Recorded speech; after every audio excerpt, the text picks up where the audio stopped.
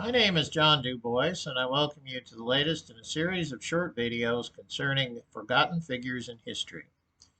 Today we will take our final look at the panel of What's My Line by looking at the show's host, John Charles Daly, or as Bennett Cerf often referred to him, John Charles Patrick Crowan Daly.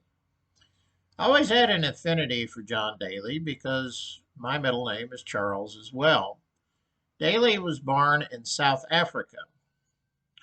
He was a groundbreaking newsman, and in fact, in the famous audio clip of the Hindenburg crashing in New Jersey, it is Daly's voice that states, "Oh, the humanity." He was an early fixture on television and, in fact, was the anchor of the first ever network news program airing on ABC in 1948.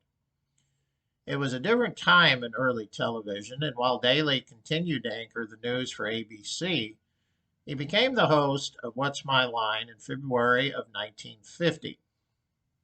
He would remain with the show until its original cancellation in the fall of 1967, nearly 800 programs.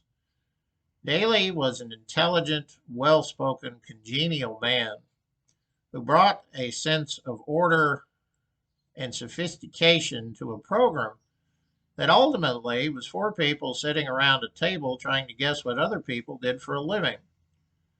It's hard to believe that a show that simple would not only run for 17 years in its original incarnation, but then another 1,200 episodes in a syndicated version that began in 1968 and ended in 1975.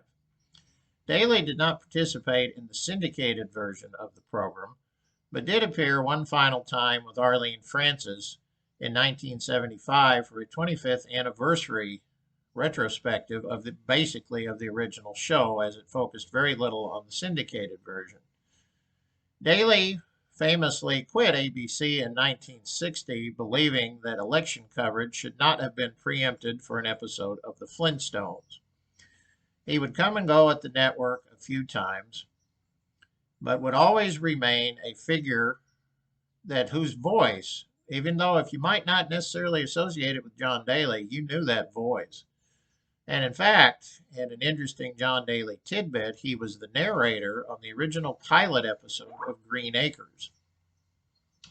Daly passed away from a form of cancer at the age of 77 and left behind a legacy of class, sophistication, intelligence, and hopefully when he is remembered as a groundbreaking newsman. Thank you.